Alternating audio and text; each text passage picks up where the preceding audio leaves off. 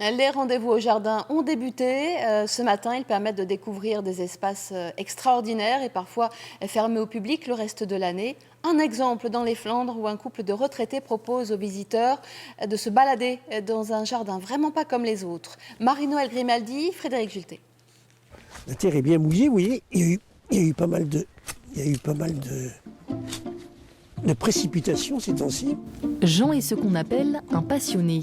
En ce moment, ce pédiatre à la retraite passe au moins 5 à 6 heures par jour dans son jardin, un petit paradis de 2 hectares caché en Flandre et qu'il partage avec sa femme Evelyne.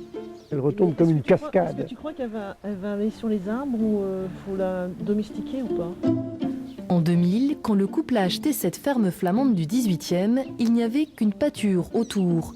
Aujourd'hui, près de 1000 espèces végétales y cohabitent, plus de 240 rosiers, mais aussi des plantes au goût d'huître ou des cytises embaumant l'ananas. Cette plante-là s'appelle Hesperis matronalis. Elle a la particularité de sentir bon la nuit. Le jour, on ne sent presque rien, mais la nuit, elle a un parfum d'agrumes, un parfum d'hespéride.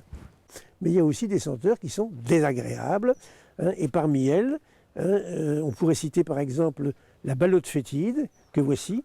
Jean et Evelyne ont malicieusement appelé leur jardin Senteur Park. Mais pourquoi Senteur Park, justement? Parce qu'il y a des poids de senteurs odorants. 5 ans après leur première porte ouverte, les maîtres des lieux sont maintenant des fidèles des rendez-vous au jardin. Pendant 3 jours, ils accueilleront ici tous les publics. Le plaisir, c'est le partage. Je trouve que le jardin, c'est un lieu de rencontre. Donc ça m'intéresse aussi. Et désormais, le domaine du couple est même ouvert ce rendez-vous une bonne partie de l'année, d'avril à octobre. Une bonne idée d'avoir mis des arômes quand même.